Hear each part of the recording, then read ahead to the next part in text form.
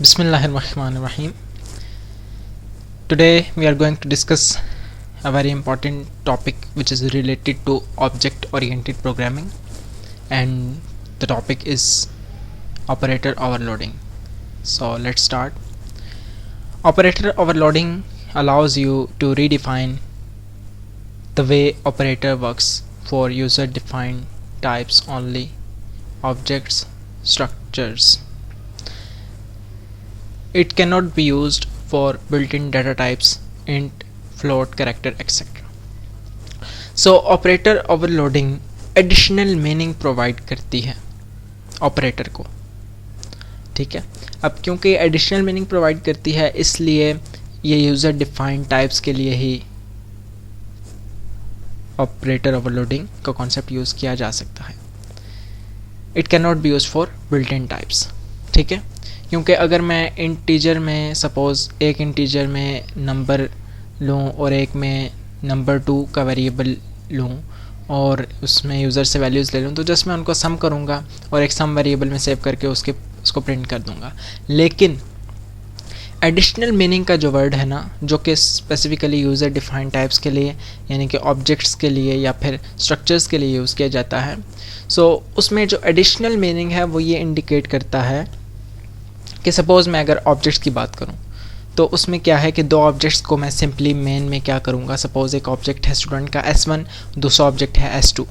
अब मैं मेन में सिर्फ इतना लिखूंगा कि S1 प्लस S2। तो इसमें एडिशनल मीनिंग इस तरह प्रोवाइड किया जा रहा है कि जहां पर मैंने ऑपरेटर ओवरलोडिंग की डेफिनेशन लिखी है प्लस ऑपरेटर के लिए, तो उसमें जो भी डाटा मेंबर्स पर जिन डाटा मेंबर्स को यूज़ करके उन पर वर्क किया गया होगा, जिस तरीके से भी वर्क किया गया होगा, तो वो सिर्फ S1 प्लस S2 से इंडिकेशन हो रही है। हालांकि एक्चुअल में जो हमने उसमें डेफिनेशन लिखी है उसमें जो कुछ भी लिखा गया है उसकी एग्जीक्यूशन होगी, ठीक है। तो यानी कि हमारी एक कॉल से जो भी हमें रिक्वायर्ड उसमें जिसका भी सम करना था, हमें जिसके लिए भी हमें प्लस ऑपरेटर का यूज़ करना था, तो हमने जस्ट एक प्लस ऑपरेटर को कॉल करके हमने अपना वो उसको यूज़ कर लिया। सो इस तरह से एडिशनल मीनिंग प्रोवाइड किया जाता है, यानी कि उस पर जो डाटा मेंबर्स पर वर्क किया जाता है। सो वो जस्ट हम मेन में ऐसा लगता है जैसे हम दो ऑब्जेक्ट्स को ऐड कर रहे हैं, लेकिन एक्चुअल में जो ऑब्जेक्ट्स हैं वो क्योंकि डाटा मेंबर्स और मेंबर फंक्शंस पर बेस कर रहे होते हैं, तो एक्चुअल में डाटा मेंबर्स पर वर्क किया जाता है, ठीक है। और हमारी जस्ट एक कॉल से S1 प्लस S2 करने से उसमें S1 प्लस उस प्लस ऑपरेटर में जो भी उस सपोज स्टूडेंट क्लास है अगर S1 S2 के लिए, तो उसमें स्टूडेंट क्लास में जो भी प्लस ऑपरेटर के लिए ओवरलोडिंग हुई होगी, जिस तरह से भी डाटा मेंबर्स को ऐड किया गया होगा, आइदर उन डाटा मेंबर्स को जितने टाइम्स ऐड किया गया हो या आपस में जिस तरह से भी उनकी वर्किंग पॉसिबल बनाई गई हो, सो वो उस तरह से वर्क करेगा, ठीक है। लेकिन मेन में हम जस्ट उनको ऐड करेंगे। सो इस तरीके से हम उसको एडिशनल मीनिंग प्रोवाइड कर सकते हैं और हमें मेन में ऐसा लगता है जैसे हमने दो ऑब्जेक्ट्स को ऐड किया है, लेकिन एक्चुअल में वो ऑब्जेक्ट्स ऑब्वियसली डाटा मेंबर्स पर कंसिस्ट कर रहे होते हैं और मेंबर फंक्शंस पर। सो इस तरीके से ऑपरेटर ओवरलोडिंग का कॉन्सेप्ट हमें यूज़ हो सकता है इजीली, क्योंकि ये हमें अलाउ करता है कि हम एक दफ़ा उनको डिफ़ाइन कर दें, जिस तरह प्लस ऑपरेटर को, मल्टीप्लाई को, डिवाइड को और बहुत से ऑपरेटर्स हैं, ठीक है। कुछ ऑपरेटर्स को ओवरलोड नहीं किया जा सकता, ठीक है।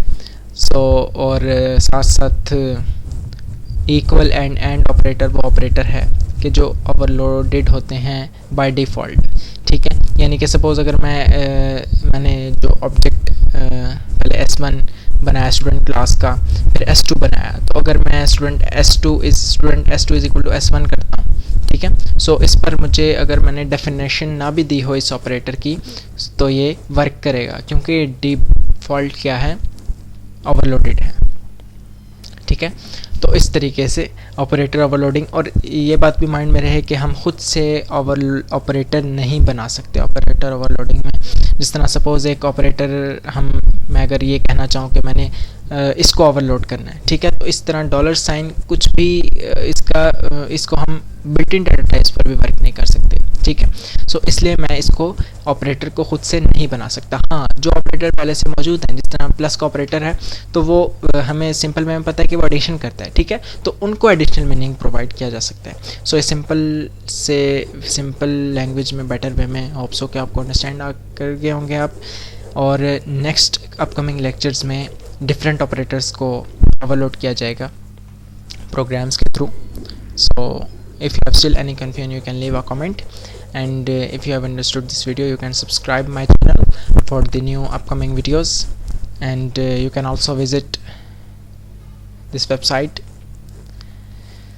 So that's all for today. Thank you.